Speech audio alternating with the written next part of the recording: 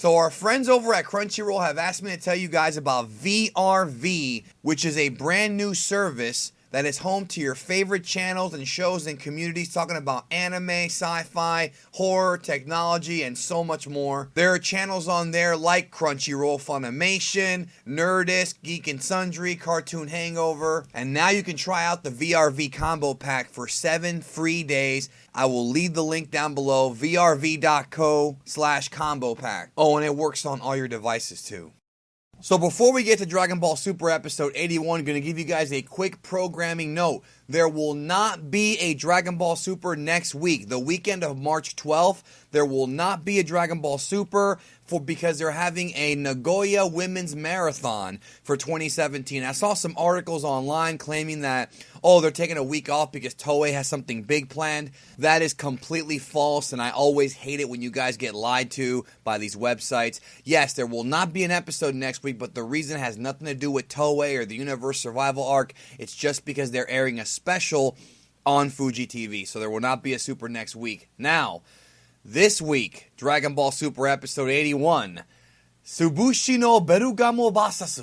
Son Goku, Aotenjo no Suyosa wa dochida? You know what, guys? I'm actually going to try and learn Japanese fluently by the end of next year. That's going to be my resolution for the next 2 years, because it's going to take a while. It's a hard language to learn. I will learn Japanese, or at least learn a lot of it, by the end of next year, because the language is so fun to talk. Anyways, that translates to Crusher Bergamo versus Son Goku, who has the sky-high power. And when we last left off our heroes, what happened was we saw the two fights, Buu versus Basil and Gohan versus Lavender. Majin Buu eked out the victory on that one with an epic Kamehameha. I thought it was awesome, the fact that they actually brought back the fact that Buu knew the Kamehameha.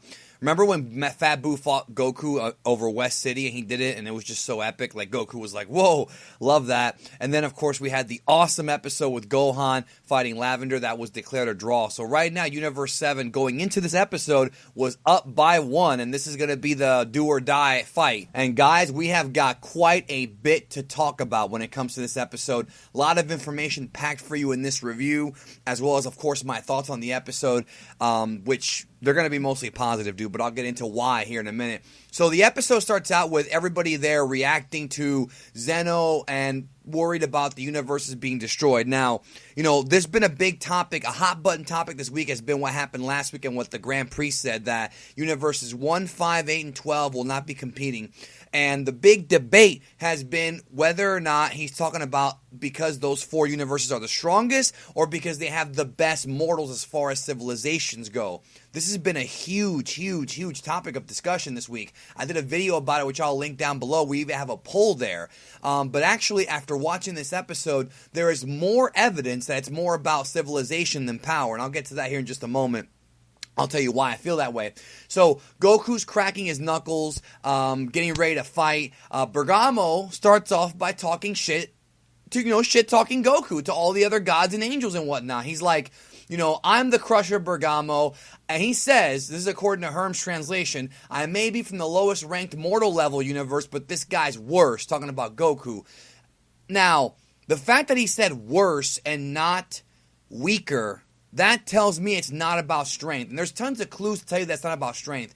Universes 1, 5, 8, and 12 have the highest ranked mortal level. It just means that they are the mortals that they're basically the universe that has the best mortals, not necessarily the strongest. So the evidence is there. I know some of you guys won't agree with that. I do agree that we need a little bit more information as far as what the mortal level goes, but I think more clues are stacking up that it's more about civilization than strength. But, we'll find out soon enough, all right? We'll know soon enough. So Bergamo tells the gods that Goku's the enemy of the multiverse. He's the enemy of all the universes because of this whole thing. And, dude, the freaking gods bite it, and they're kind of mad at Goku. It was kind of crazy. So, again, they're doing this thing where Bergamo is kind of representing the fandom in a way, in a weird way, because people were talking about how can Goku let this happen, in the community, in our community, and Bergamo's pointing it out in universe.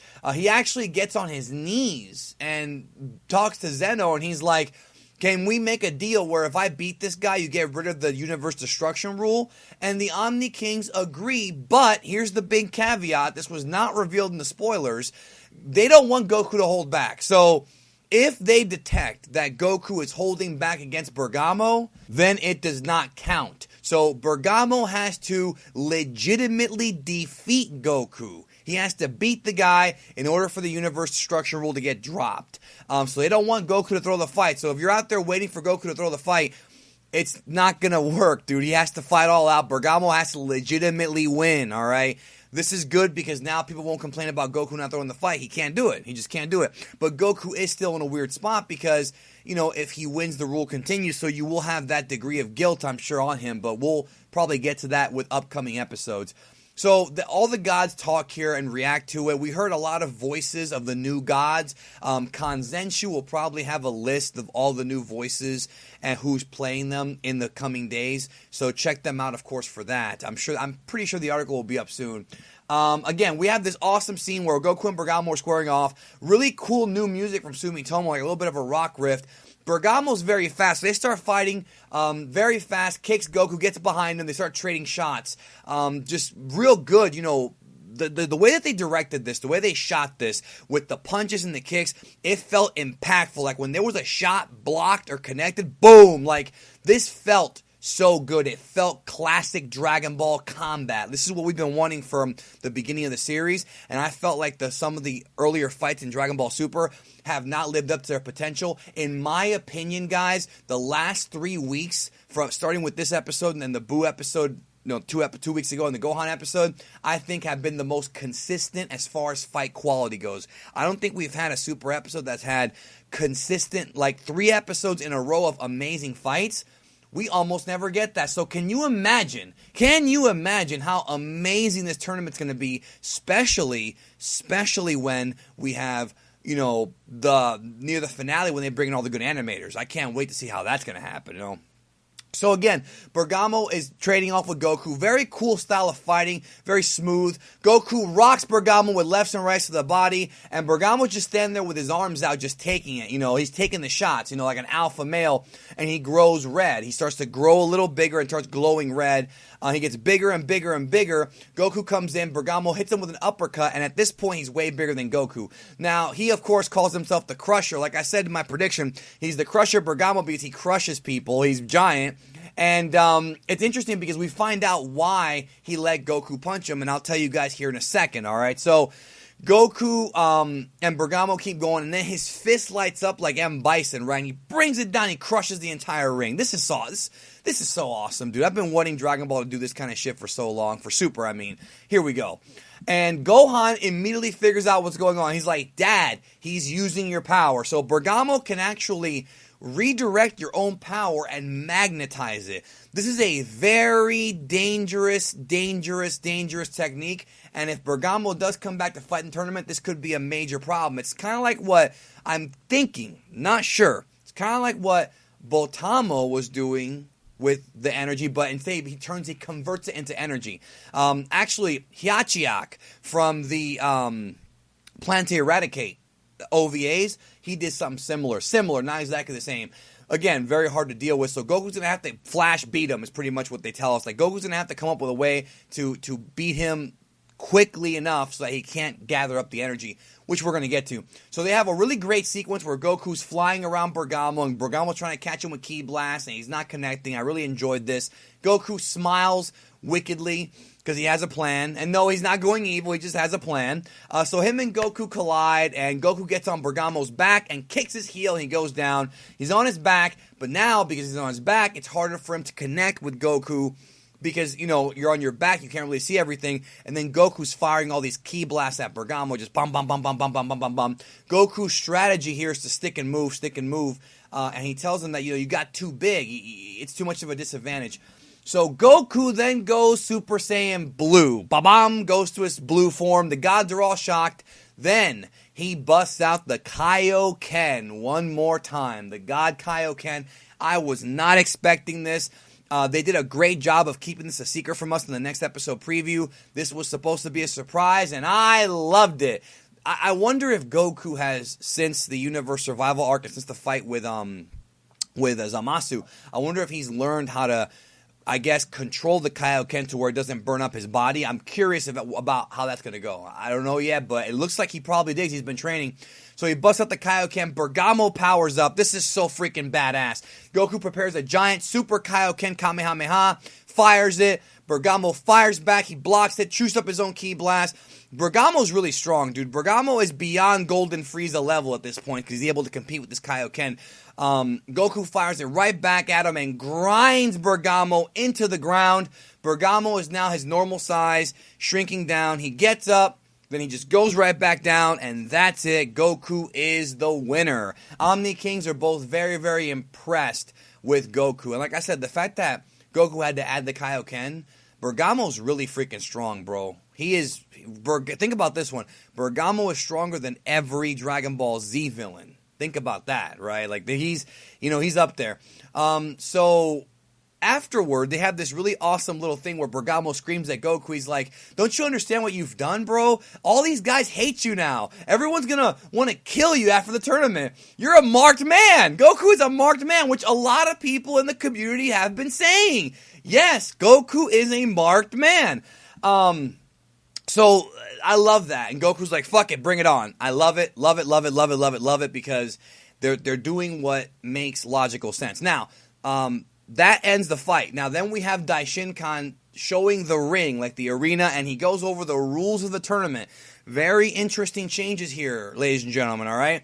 First of all, if you fall out of the ring, the little top, you do lose. So ring outs will be legal in the tournament. A lot of us, including myself, thought that they were not going to be legal, but they are going to be legal. Also, knockouts can give you a win. You can win by knockout, of course, and you cannot fly outside of the radius of the ring. You cannot fly outside of it, and you can't kill your opponent, which I do like because, you know, it's classic Budokai rules, plus it lets these characters come back to fight another day. I mean, I do love that.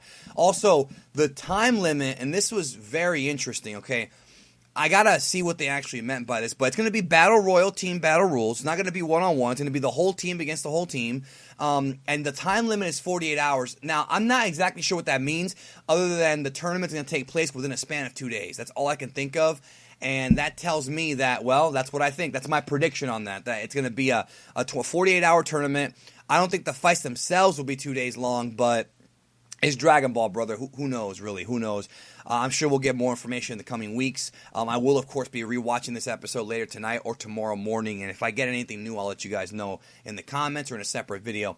So they have this really funny moment where Whis is like, well, Goku's not good with playing with others. And I thought that was kind of funny. I mean, he did fuse during the Zamasu thing. So then the end of the episode is so fucking alpha. It's so awesome. So everyone's all nerve-wracked over this whole, like, oh, we might all die thing. And then Toppo from Universe 11's like, wait a minute, jumps into the ring. The alpha male himself, Toppo's like, fuck it. He challenges Son Goku. He removes his cloak and he wants to spar with Goku. If you have been keeping up with the spoilers of these episodes coming up and the episode titles, you already kind of know this. He removes his cloak, wants to fight with Goku. He does the pose of the Pride Troopers, introduces himself as a warrior of justice, and insists that Goku fights him. And Goku's like, all right, we fight. Bonus fight in the next Dragon Ball Super episode in 2 weeks. So in 2 weeks, Goku versus Toppo. Toppo will fight, and this guy does not appear to be a pushover. We are going to discuss that on this channel in my upcoming predictions video. So, what did I think about this episode? I loved it. Animation, music, the fights have been awesome. This Universe Survival arc, as far as quality of fights, is shaping up to be really, really, really good. Story-wise, there's not too much of a story here. It's just a tournament. Unless they actually have something interwoven in the story, we'll see what happens. I love this episode. Really enjoyed the last 3 weeks of Super. I'm so in love with this series again, and I hope all of you are too. And if you're not, if you know somebody maybe who stopped watching, or if you're listening to this and you just stopped watching, it's time to come back and watch because there's a lot of really fun stuff. It's a ball. It's a blast to watch this show. Before I go, guys, one more time, Crunchyroll, I still got the deal for you guys. Crunchyroll.com/geekdom, the official sponsors of the Dragon Ball Super reviews. Also, check out vrv.co/combo pack.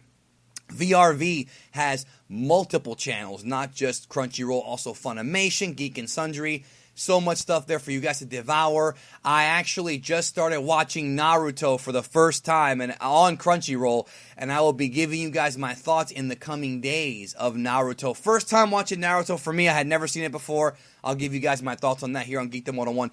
Thank you so very much for your continued support. I love you guys, and I'll talk to you guys very, very soon.